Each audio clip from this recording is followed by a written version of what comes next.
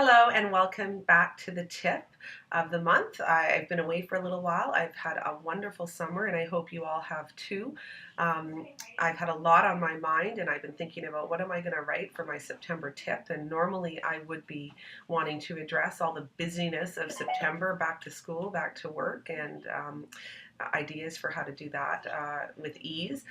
But my husband a few weeks ago actually brought to my attention a tragedy in the province of Saskatchewan where a 12-year-old boy had actually beaten a 6-year-old boy to death. And I was so deeply affected by this information, probably because I myself have a 6-year-old who I'm sending off to school. And Jay said to me, Denise, you have to write about this. You have to address this in your tip because this is what's going on, and people need to understand how to prevent this thing from happening. And it just baffles, and how do you make sense of the senseless, so to speak? And as a parent, sending our children off to school is a necessity in most cases, and it creates a lot of anxiety and stress.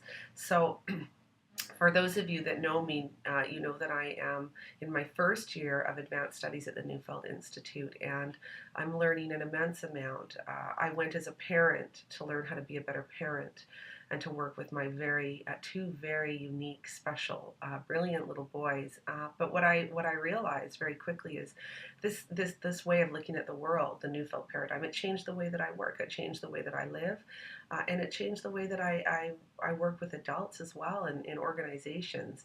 And so um, I recently authorized in the Making Sense of Aggression course. And so when I heard of this tragedy, I thought I have something to offer people, some insight into why this sort of thing happens. I mean, I certainly don't have all the answers, but I certainly understand some of the roots. And when you think about aggression and violence, we often wonder, like, why does this happen? And there's a lot of blame that takes place. We start to, like, well, it's residential school, intergenerational effects of residential school, or it's the fostering situation, or it's the school system, or the parents weren't doing their job, and we get into these conversations, and they really actually are circular conversations that don't help us understand how to make a difference for our children and our communities. And so what I want to share with you today is that the root of all aggression and violence is frustration. And frustration is a root emotion. I think I've talked about this a little bit in one of my other tips, but I want to reiterate. Frustration is a root emotion. It is something that all feeling beings experience. It is a triggered emotion.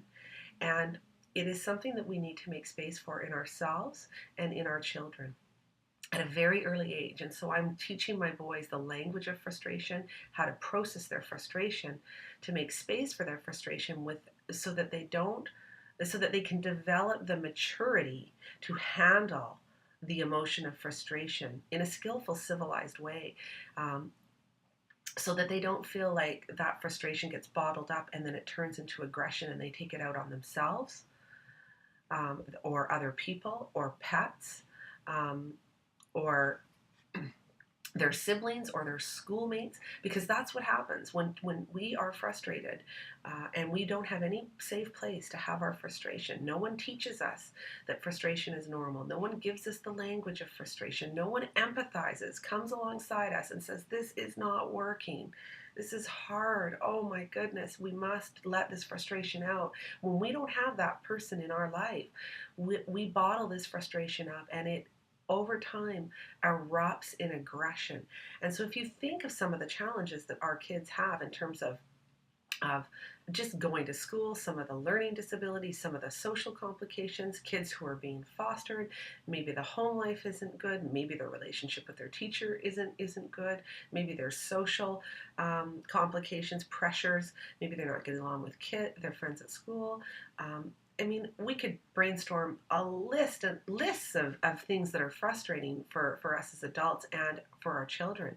But the way that frustration works is that we can be frustrated without actually feeling it. So we can have this buildup.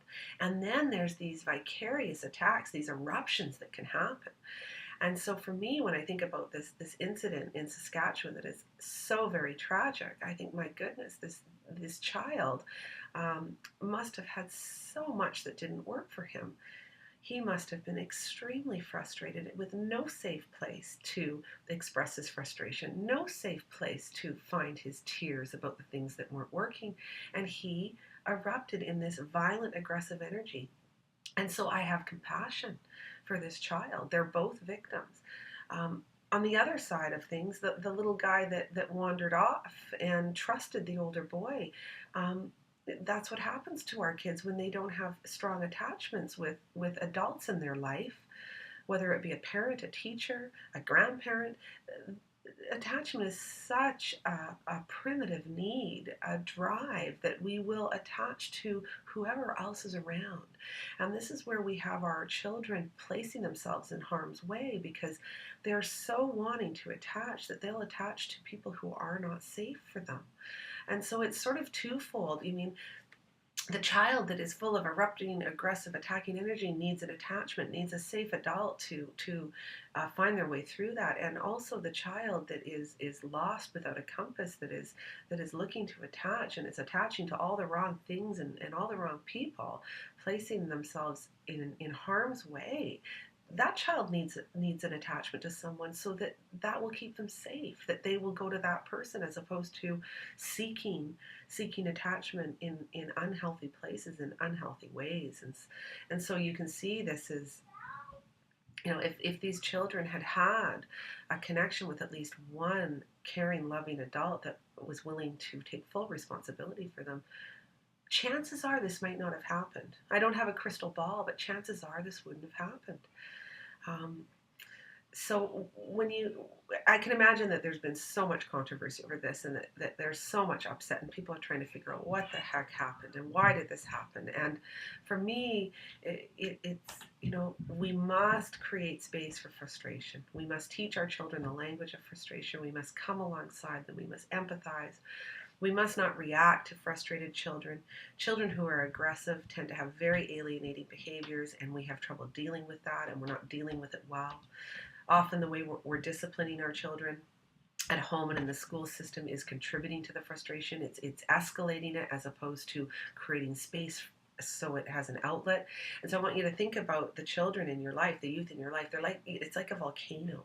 And what happens is when we haven't made an outlet for the frustration, the volcano erupts. And once the volcano has erupted in attacking, aggressive energy, there's nothing we can do to get it back. It's really just survival.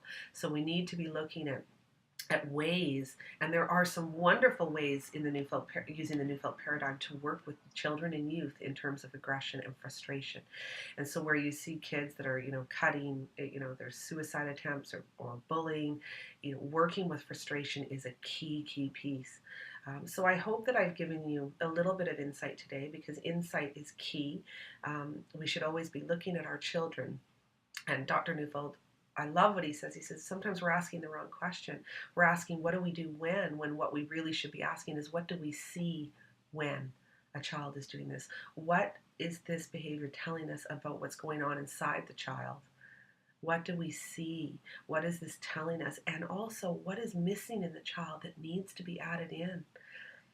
This is a whole different way of looking at our children and our youth, and this applies to adults too. When I do work when I'm talking about lateral violence and displaced aggression, we see this with our grown-ups. I myself get frustrated, and I can attack an erupting energy. We all can, but once we start to gain the insight as to where it comes from, this is how we begin to develop an awareness. We become more conscious, and our brain develops, and we start to develop the resources to manage our emotions in a civilized way, so it doesn't have to become violent. I hope this has helped. Happy fall, everybody, and I look forward to talking to you soon. Bye.